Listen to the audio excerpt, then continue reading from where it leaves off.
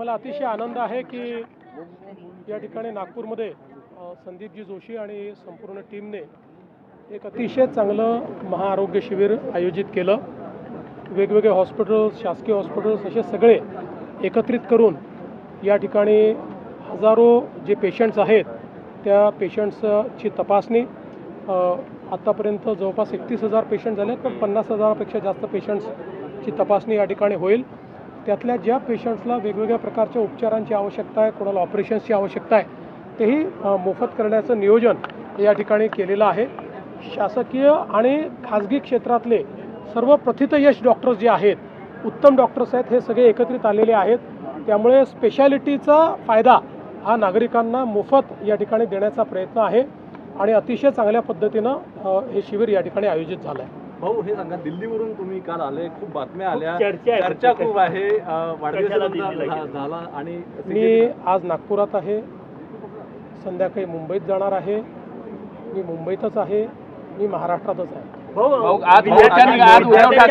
विद्यार्थ्यांच्या आंदोलनाच्या इच्छावर कुठेतरी ठाकरे बंधू सेलिब्रेशन करताना पाहायला मिळालं। चला, काही हरकत नाही, त्यांना सेलिब्रेशन करता काहीतरी कारण मिळालं याचा मला आनंद आहे आणि आम्ही देखील आनंदी आहोत। शेवटी अशा प्रकारचे जे प्रश्न असतात हे कुठल्या व्यक्तीचे, कुठल्या पक्षाचे प्रश्न नसतात, तर हे तरुणाईला भेडसावणारे प्रश्न आहेत।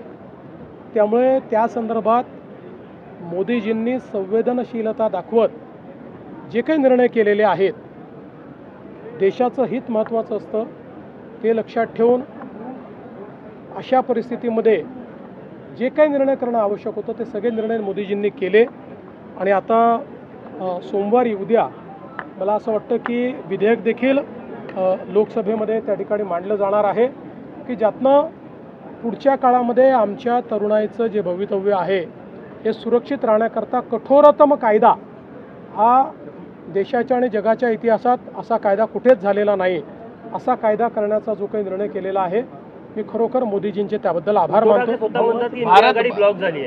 भाजप विरुद्ध भारत असा संघर्ष सुरुवात झाला असे उद्धव ठाकरे म्हणाले। मला असं वाटतं की अशा प्रकारचे डायलॉग्स हे गेल्या 10 वर्षात त्यांनी अनेक वेळा मांडलेले आहेत, पण त्यांचे डायलॉग्सचा कोणावरही असर होत नाही।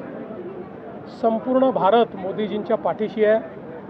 एक रात्री 1 वाजता टाकलेला मोदीजींचा व्हिडिओ हा इंस्टाग्रामचे जगातले रेकॉर्ड तोडतो, याच्यावरूनच लक्षात येतं की भारत कोणाच्या पाठीशी आहे।